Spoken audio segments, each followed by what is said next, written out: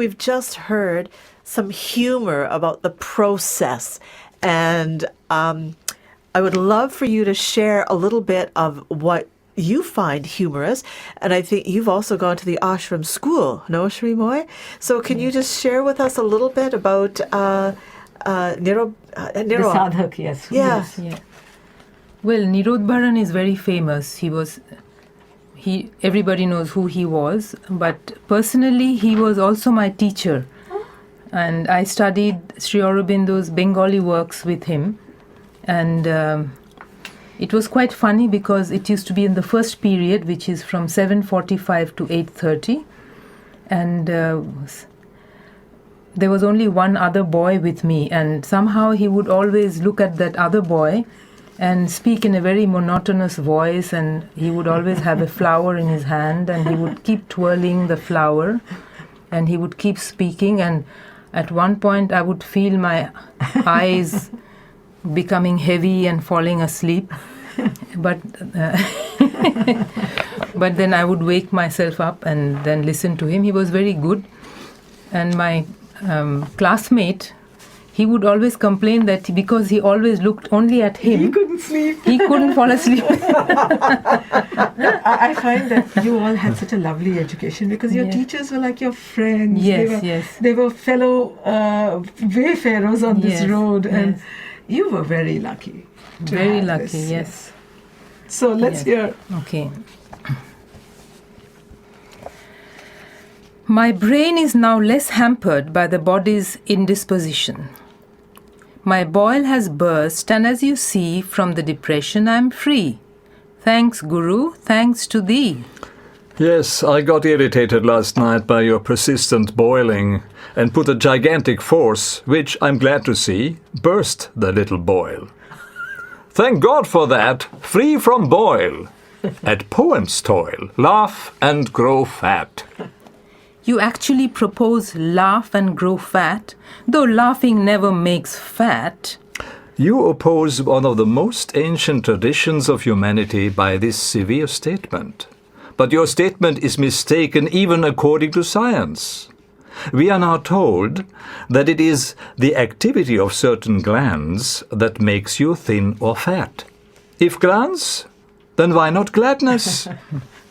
Really, I am now wondering at my own revelry and hilarity. No particular concern about yoga, yet I am happy.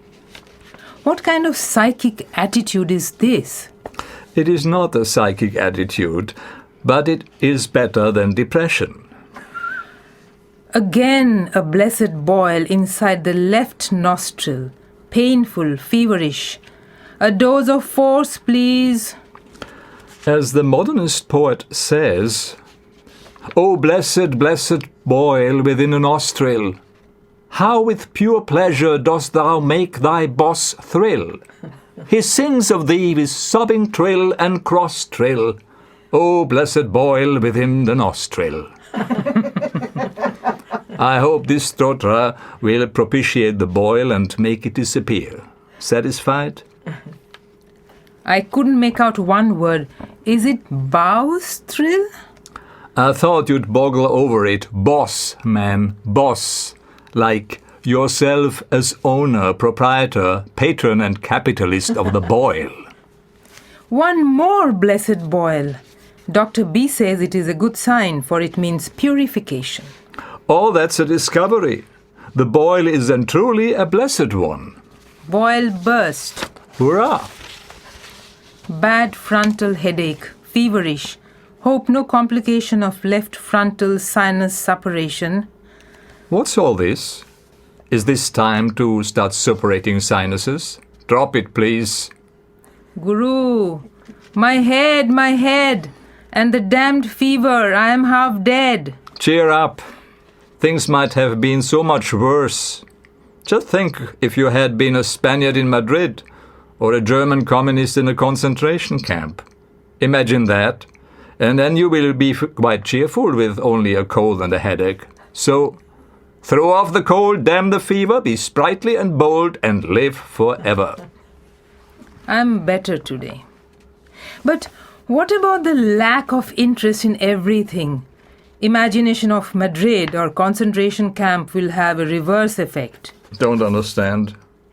You want to get rid of the interest in everything, or to get rid of the lack of interest? What a reverse effect? Increase of cold and headache?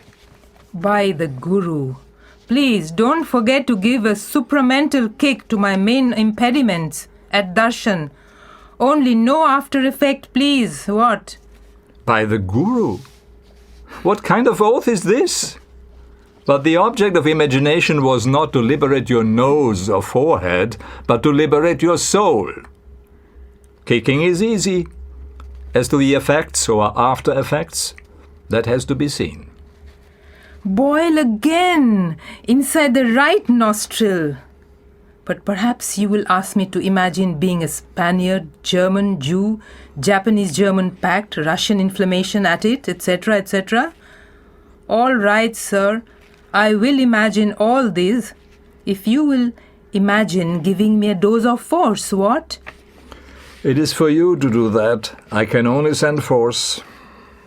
Boil paining. What to do? Suffer with a smile. Smile a while. Again a boil on the left cheek. Good heavens.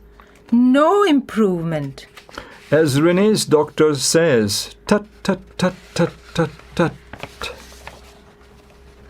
Punishment for too much talking or eating or subconscious willing out? Probably. Boil a little rye, but still hard and big as hazelnut, in spite of your tut-tut-tut. Give one more dose at least, or I howl like a beast. Tut-nut-tut, not nut-tut-tut. Hope this will have the effect of a tantric mantra which it resembles. So if you like, Om ling bling bling kring. Just try to repeat either of these 15,000 times, concentrating on your boil bling at the time. Did you really want me to chant that mantra? I took it as a big piece of joke. You couldn't realize that tut-tut-tut was a serious mantra with immense possibilities? Why? This is the modern form of a mantra, and everybody knows that is a mantra of great power. Only you should, as a penance for not having accepted at once, do it not 15,000, but 150,000 times a day.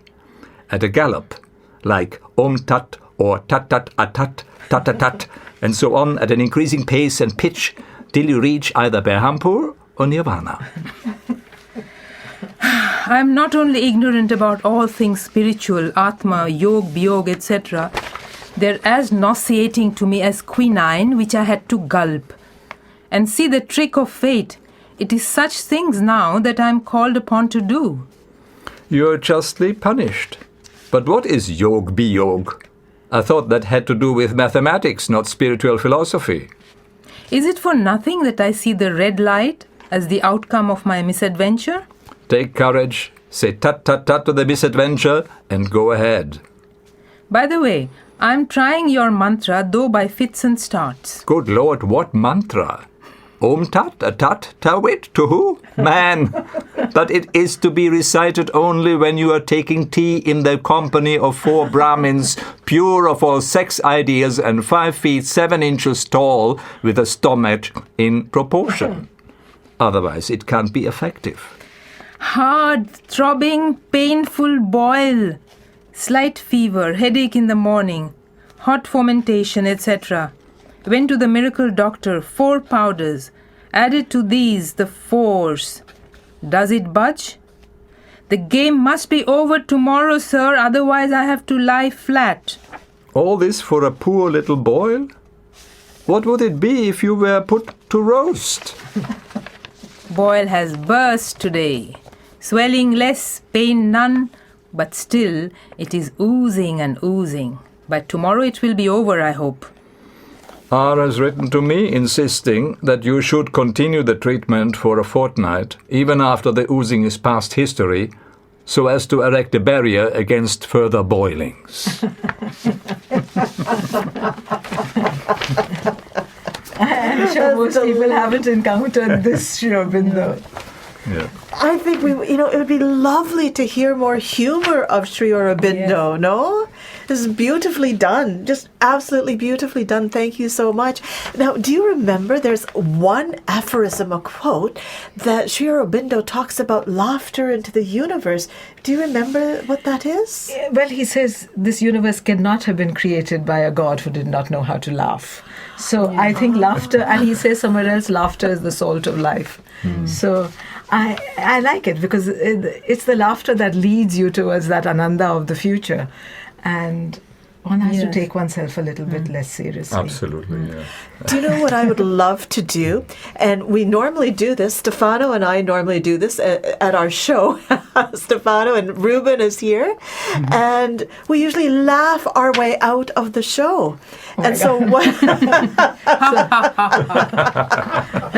So let's laugh our way out to this wonderful, wonderful Independence Day. And our gratitude to Sri Aurobindo for being. Yes, absolutely. Even behind the mask. Even behind the mask. As we are He can still suffocating. get at us, even behind the mask. Yes. Wow, I'm getting poetic. You're becoming like Nirodbaren and Sri Aurobindo.